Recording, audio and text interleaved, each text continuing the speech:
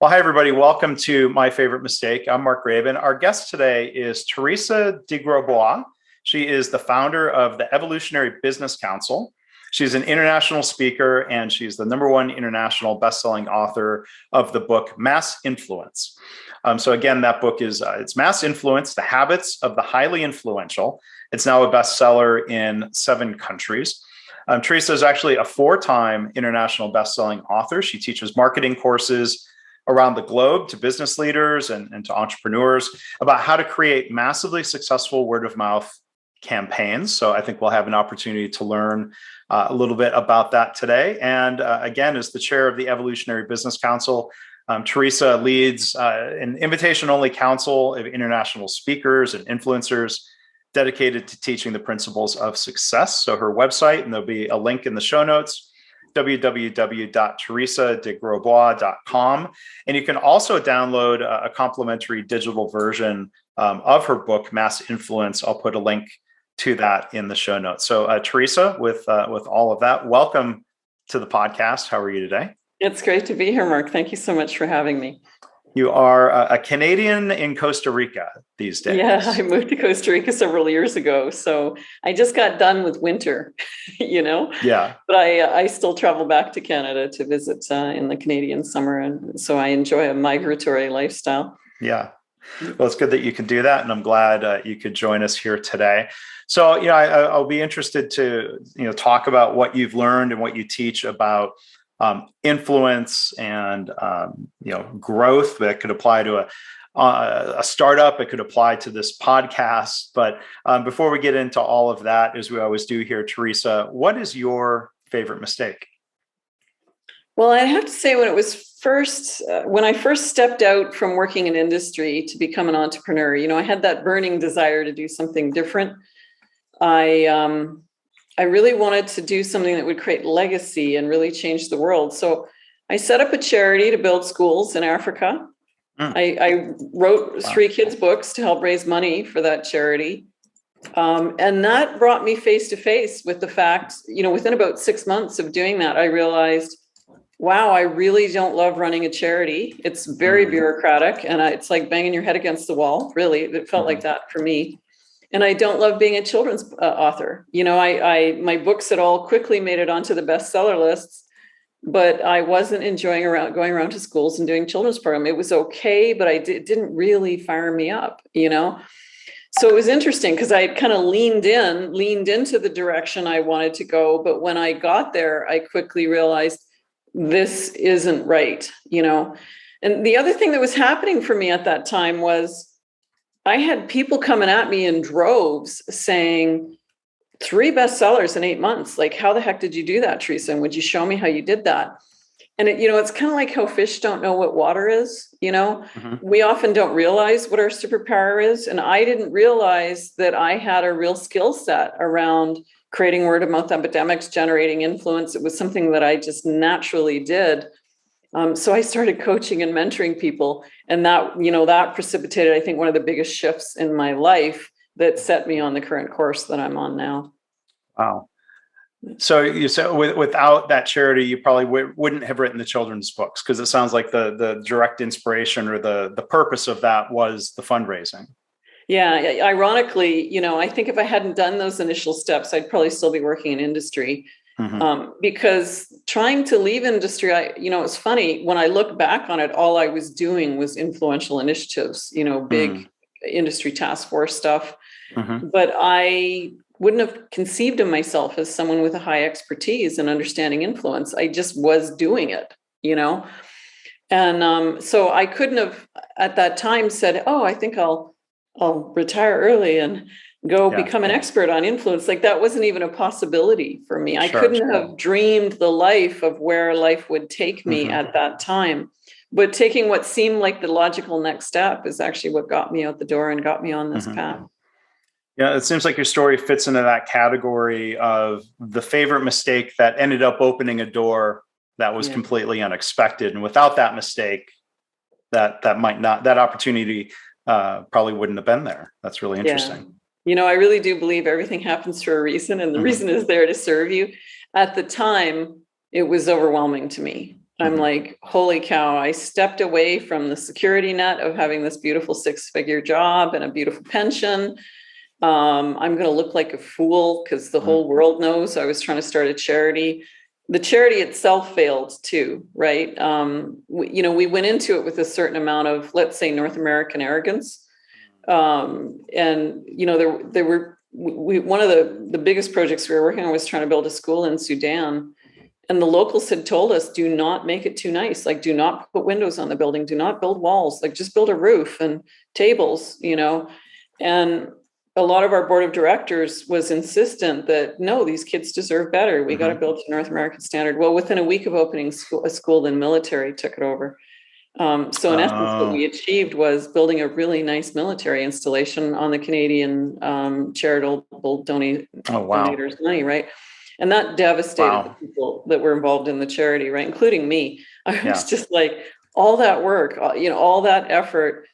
And now there's no school, there's just a military. But it also brought us face to face with, there's got to be a better way.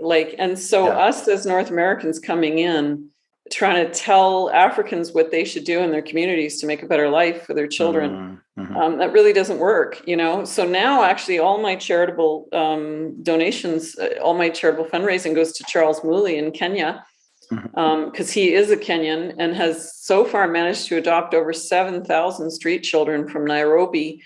Wow. And he literally adopts every single one of them. They all call him Daddy Mooley. And he builds big greenhouse operations, which is a for-profit business that employs a lot of the local adults in the region. And they use the profit from the greenhouse operation to pay for his orphanages and schools. And I just, when I saw that as a business model, he's just a brilliant man. There's been 2 movies made about him already. If you're interested in his story, but that inspired me. And I realized, there's people with boots on the ground that really understand better how to do stuff. And sometimes you're actually more powerful. And this is one of the key principles that I teach in influence, and one of the key principles I teach in the Evolutionary Business Council, but I forgot it for a little while. But sometimes you're more powerful as the first raving fan of someone who's meant to be doing an initiative than actually trying to do everything yourself. So, yeah. Well, I mean, I appreciate you sharing all that, Teresa. There's kind of the high level mistake of taking that on, and then secondly, kind of that more detailed level mistake. And it reminds me of a previous guest, Nicole Fisher, who had an initiative for feeding girls in poor countries, and told a similar story with all the best intentions and doing things the way Westerners were doing. They were focusing on feeding young girls, and the unexpected consequence, if I remember right, was that, well, then the kids were no longer getting fed at home. So instead of supplementing a meal, it just ended up replacing a meal. And, the definition of what's a meal was in question, similar to what you were saying around, the definition of what's needed for a school. So you're not alone in that sort of situation. These things happen, but I'm glad you could reflect and learn, or at least put yourself into new circumstances. Well, when I really went back to base principles, which I think I had known throughout my career, sometimes investing in the people that are out doing their missions to build a better world is actually a more powerful stance to take. And so one of the reasons I wrote my book was, as I started coaching and mentoring people after that time during my life, I was running into so many change agents, like so many everyday heroes, people that just wanted to leave a legacy behind, or, help people become more conscious, or, develop a product that would have people live in a better way. And these people were trying to do really great grassroots initiatives, and they didn't understand how influence worked. And it's sort of one of those things. It's almost like breathing, right? Once you get influence, it's not like a chunk of time you have to add into your day and schedule it in. You just move through your day in a different manner, and you don't think about it. You're just now behaving like an influential person, Yeah. And I really wanted these amazing everyday heroes to start having that breakthrough of influence is not only important, it's actually quite easy once you get the paradigm shift of how it works. So before we talk about your book Mass Influence, I'd be curious to hear a little bit more of the backstory with the children's books. And how did you reflect and sort of turn what you described as just naturally doing it into something that could then be articulated to others in a way that could be helpful? Like, say, a fish, what's the expression? A fish in a fish bowl or a fish in water would have trouble explaining the water because fish has no idea what water is, right? It just is for them. It's just the environment in which they live, right? And the children's books, I never actually wrote them with an intention of publishing them. Actually, when I wrote them, they were in my family, since the earliest memories I can ever have, we've always had a thing in my family where we write poetry for each other as presents. Like, so if it's somebody's birthday or somebody's anniversary, you can expect 3 or 4 members of the family probably write a poem. It's probably because it was probably expediency, truthfully, because, we came from very humble beginnings and we often didn't have the money to buy a present to each other. But both my parents were quite well educated and very intellectual. So they would say, well, if you don't have the money, you can do something creative for them. And so go make them something or write them a poem or write them a story. And so it was actually just a thing in our family that we'd often write some kind of fun celebratory poem for a person.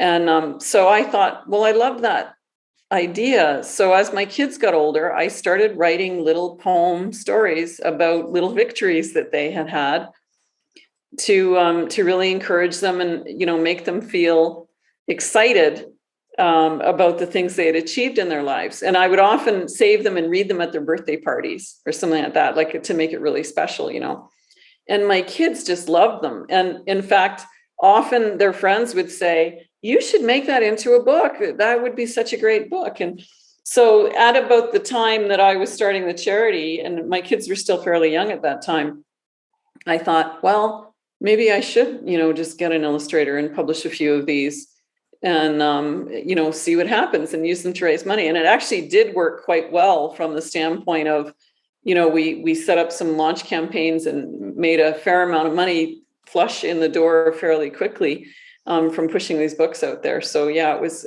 a fun little project that I did with my kids. Yeah. So then what was the path? What were some of the things that you were naturally doing to turn books into a bestseller? Well, I think one of the things that a lot of people sort of intuitively know, but they don't put enough attention on, is that all a best-selling book is the word of mouth epidemic. And all a word of mouth epidemic is 200 influential people talking about your book all at the same time.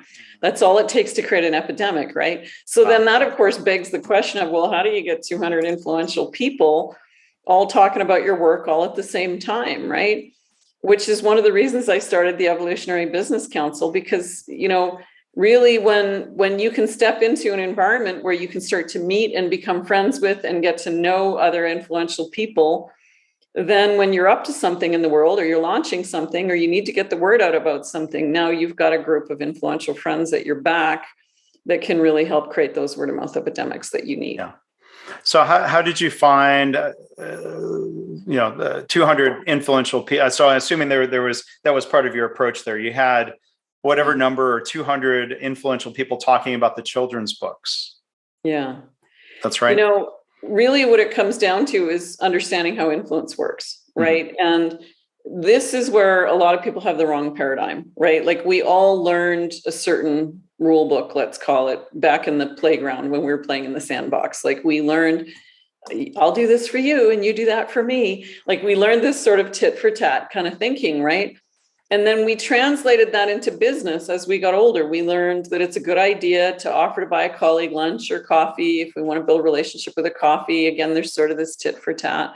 And then you only have to phone up the head of a Fortune 500 company and offer to buy them coffee. And faster than you can say gatekeeper, you run into the understanding that the rule book changes as soon as you're dealing with someone highly influential, right? But that begs the question, okay, so what's the new rule book? How do you score a coffee with a heavy influencer, right?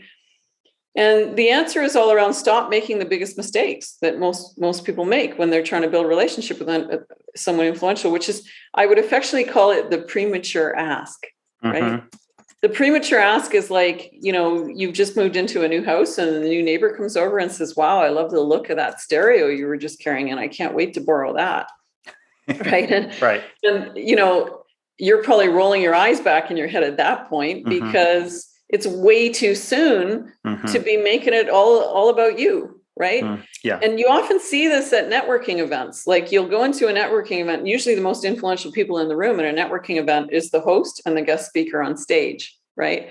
Yeah. And you'll often see the host walk off stage and there's a lineup of people there with a product sample or a book or a CD, or they want to offer to buy them coffee or lunch to pick their brain right. But the unspoken message there is, this is really all about me. It's kind of like going to the new neighbor and saying, you're going to love my kids. You're so going to enjoy babysitting them. It's like that, right? Yeah. And can I have a cup of sugar? Exactly. And it might be true. Your kids might be awesome and the neighbors might love them, but it's too soon for that conversation, right? So you've got to find a different way to approach them. So yeah, I'll have to reflect. I'm sure I've made that mistake trying to meet people who are influential to me. I guess I'll wear the label. LinkedIn has dubbed me, and there's this label on my profile, influencer. I'm a program they started some years ago, and I'm still not exactly sure why they invited me to be part of it as a published author. And it's nice, but I have been on the receiving end of, let's say, somebody connects and you don't even know them, and that they're asking you to write a foreword to their book. I'm like, okay, whoa, wow, okay, too much, too soon. I don't know you, and end up either saying no or maybe just awkwardly ignoring it because it's awkward to say, well, thank you for asking, but that's a little too much. Yeah. And you think about people who are iconic in this industry, like people like Jack Canfield or Marcy Shimo. They sometimes get hundreds of requests in 1 month to write a foreword for their book or a quote or endorsement for the book, right? And that's a big ask. Like that's a very time-consuming ask, right? So you get 1,000 of those in a month. Like how many does Oprah Winfrey get, right? Sure. So it's important to understand, like if you want to meet the new neighbor, you're going to bring them a cake or lasagna, or, if you're in Northern Ontario, you might bring them a really nice bottle of bug spray. And that's Canadian, right? And, but, the equivalent of that in the influence world is we give influence as a means of opening the door. And what do I mean by that? You don't approach them and say, can you endorse my book? You don't approach them and say, can I have an hour of your time for the price of a $5 latte? You don't do that. You say things like, I got a podcast. Can I interview you? Or I know someone with a great podcast. Can I connect you to them? Or you said you were going to Chicago and you're speaking there. I know several people that can shout out your event for you in Chicago. Would you like me to connect? Or, but in some way you shine the spotlight on them, not you, right? Because I know a lot of us have this, mindset of, oh, this is my one chance, a really influential person, and I got to be assertive and get in there. And I always be asking, right? What was the movie? ABC, always be closing, right? Yeah, Glengarry Glen Ross. Calm down. It's not that much of an emergency. Build some relationship, and then you can make the ask, right? Yeah. Well, even sometimes as a podcast host, there are times I've reached out to some, influential people. And part of my reflection is maybe that ask of, would you be a guest on my podcast, for some people is too soon. Sometimes people have said yes, and I'm grateful for that. There's one influencer, I'd be curious to hear your thoughts on this. John Amici, he's British. He played basketball in the United States. He's a psychologist. I hear him on as a guest on one podcast I listen to a lot. I would love to have him on the show. And I've sent a message through LinkedIn and I haven't heard back. But I see now, because I've followed him, I see his posts, and I try to post comments and to interact in a supportive way, or sharing what he's sharing. Is that maybe a best attempt at trying to build a relationship or make myself known to him? It's not bad practice. Like there's nothing wrong with doing, so you're doing everything right? And like that begs one of the questions, and I talk about this a lot in my book, like, what if you're reaching out and you just don't get a response, right? And a couple things might be happening. The first thing is that person just might not be a fit for you. Like just energetically, they might not be a fit. Don't make it mean anything, just move on. Right. It might also mean the timing's just off. Like they might have a huge event and they're slammed. Like you don't know what's going on the other side of the fence, right? Sure. So you might need to just circle back in a month. And like, again, don't make it mean anything, right? The third thing that might be going on is if there's wildly different levels of influence, like an example of that might be you're talking to a television reporter and you're like a new influencer. Like, so a television reporter probably reaching 2-3 million people, a newscast. You're down in the, hey, I have a following of 20,000 on my podcast. Like, so you're just at different tiers of influence. Well, you might have to build relationship with that person for a year or 2 years before you can make it about you. And it's not because they're a bad person. It's not because they're arrogant. Like, don't add all this story in your mind about the reason. It's just because they got a lot of people coming at you and they're crazy busy. They're almost like crazy people, right? Because, you know, they're trying to get six stories in one day. Like, you know, their news directors sending them all over the place, you know, and that's not uncommon for an influencer. So actually you're doing everything right. Stay the course, but don't necessarily put all your focus on one person. You know, like in other words, you might pick out 20 or 30 really influential people that you'd love to be in relationship with and start like throwing out the breadcrumbs. Can I have you on my show? Can I connect you with another show? Have you met this person? And so what if 10 of them don't respond? 10 of them will. And you'll have great relationships with those 10. And don't make it mean anything that the other 10 don't respond. They might just be relationships for later. Sure. So there's a lot of lessons to learn. Teresa's book, again, is Mass Influence, The Habits of the Highly Influential. And, you know, one thing I thought was really interesting of how you structured the book, Teresa, was talking about mistakes that people make or bad habits that we might have. So one of them I wanted to ask you about was the mistake or mistaking self-promotion and bragging. Yes. What are your thoughts on that? Yeah. Well, I think it's really important to understand your social media, your podcast, your blog, wherever you hold your influence is more effectively used to build relationship with other influencers than it is to self-promote. Now, that's not to say that self-promotion isn't appropriate and effective in some places, right? And I love how Dr. Shonda Perrin talks about this, right? She talks about the notion of shameless self-promotion. And she doesn't mean, oh, you're so shameless self-promotion, like sort of a diss, but rather, can you have no shame when you're talking about yourself, right? And because a lot of us have this inner dialogue or things that have been ingrained in us that would say, oh, don't ever talk about yourself. Don't ever self-promote, right? So there's this fine balance of, you know, it's sort of like breathing out and breathing in, breathing out and breathing in, right? You want to be giving influence to other people. You also want them to know that you're doing it, right? Like, and sometimes, I might mention people like, Jack Canfield or someone huge. Like I mentioned Marcy Shimoff earlier, who both people I have met and adore. They might never know I shouted them out on this show. Sure. They just deserve it. You know what I mean? Because they're so iconic. They've given so much to our industry. They've helped so many people. They just deserve a shout out. That energy might never come back to me. Who cares, right? Yeah. But as an influencer, you shine a light where influence is due, but you also stand in your own power and stand in your own abilities unashamedly. And so it's important to understand the balance of those two things. And so the only way to learn how to ride a bike is start riding a bike. So just start doing it and see what works. Yeah. So I think it's interesting where you talk about balance. Some people might say, well, I was raised to be humble, not talk about myself. And you said there's the one extreme of never talk about yourself. It seems like there's a mistake out there, and I see it sometimes, aspiring influencers, as you would describe them, of only talking about themselves. Exactly. And that's the extreme that doesn't work either. Like, have you ever seen someone's Facebook page and all they're doing is selling, like pitch, and it's like a pitch fest, right? And on the other hand, if all they're doing is saying, hey, here's something great from this influencer and here's something great from that influencer, and like, look at all these awesome people and look at this great video, and like all they're doing is sharing awesome content, that's also really cool, right? But then somewhere in there's got to be a balance of, but here's your relationship with me, Here's who I am, and let me be a little vulnerable, and let you get to know me, right? So it really does become a balancing act that you get good at the more you do it. You just get good.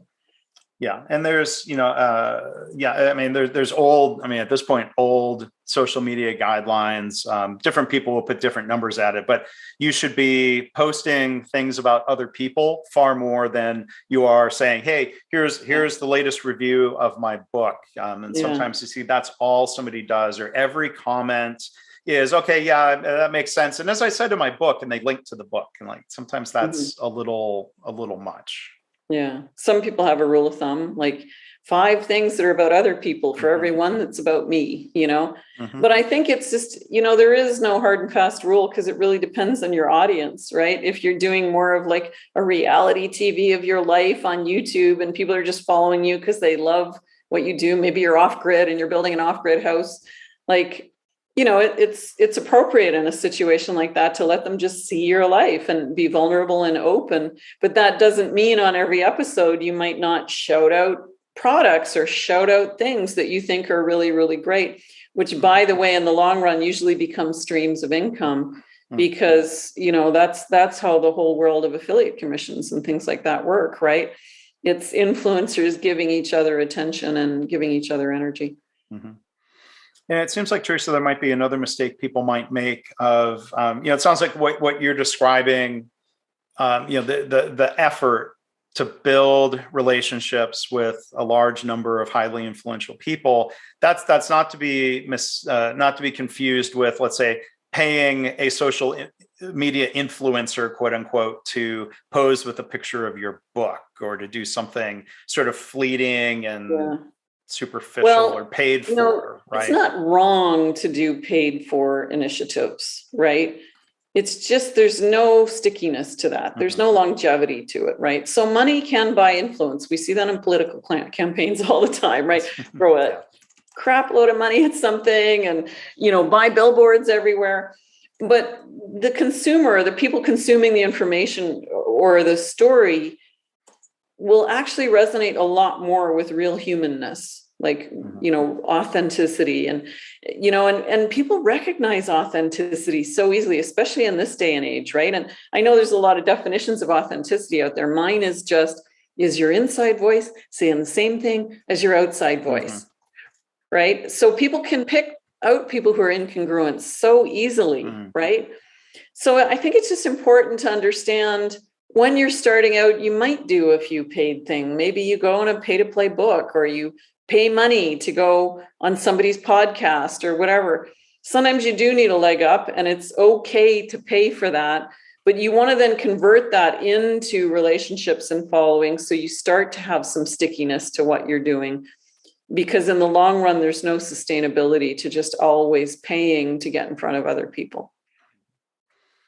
And one of the other things another mistake you point out in your book is the mistake of, this is a trap entrepreneurs or authors could fall into, the mistake of thinking you're trying to reach everyone, or that your target audience is like, all business leaders in all organizations. Like what can we do to avoid that trap of trying to have too broad of a reach?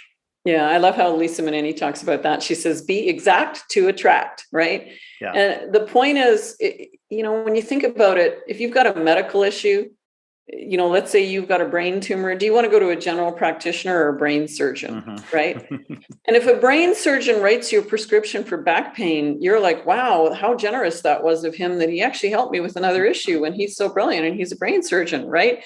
So it doesn't mean, if you're specialized, that you can't ever help someone else with another problem. It doesn't mean that. But the more specialized you declare yourself to be, society equates that with a much higher level of expertise. And people want to go to experts or influencers who really get them, that are really targeted down into a specific niche, right? So the more you're targeted down into a specific niche, the easier it will be for you to attract an audience and a following. And there are, a lot of good lessons in the book. And Teresa has a video series that you can sign up for. It'll be emailed out to you with different tips and these are, I think, mindsets and practices where, there's a lot of opportunity for me to learn and try to apply this in different ways. So, I'm happy to have been exposed to you and your work and what you're offering, Teresa. So the book, again, and there'll be links to all of this in the show notes. The book is Mass Influence, The Habits of the Highly Influential. And then beyond the book, as I mentioned earlier, Teresa is founder of the Evolutionary Business Council.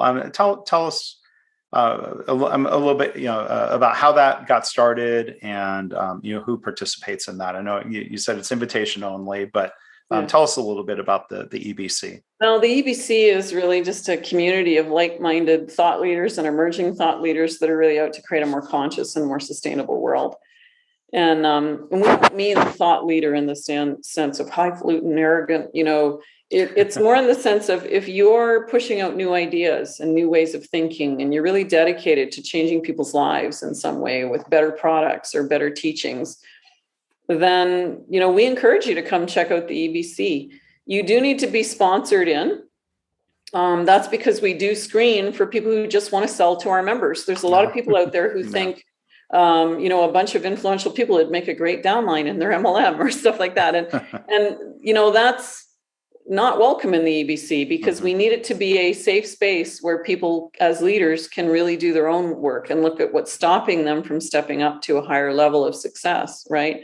Right. And so our more senior members range from people who have, corporations that are in the millions in profit and have millions in reach, all the way down to people who are more in business startup and just starting out as influencers. And the more senior members tend to coach and mentor and lead calls and help train the more junior members. So it's really a beautiful environment of events and mentorship and masterminding that just really helps give people a leg up in the world of really being a change agent to create a better world. Mm-hmm. And in the process of creating this and working with it, you've been able to avoid the bureaucracy that was bothering you in the nonprofit space or maybe even previously in your career? Yeah.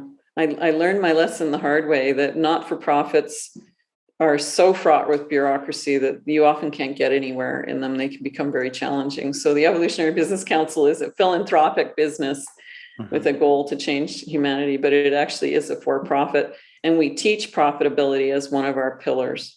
We really want our members to stand in profitability because when you can match influence and profit together, so much more impact is available from that beautiful partner. Yeah. Well, Teresa, thank you for sharing your mistake stories and, more importantly, the learning from those, learning your lesson the hard way. That's better than not learning the lesson at all. Yeah, thank you. It's just been a joy to be here with you. Thanks so much, Mark. Well, thank you. So again, our guest has been Teresa de Grosbois. Her website is www.teresadegrosbois.com. There'll be links in the show notes, link to her book and her LinkedIn page and the Evolutionary Business Council. A link to Teresa's TED Talk will be in there. I apologize for not mentioning that. So there's a lot you can learn from Teresa, and I'm looking forward to continuing to do so. So thank you for sharing a little bit with us on the podcast today. Thank you, Mark.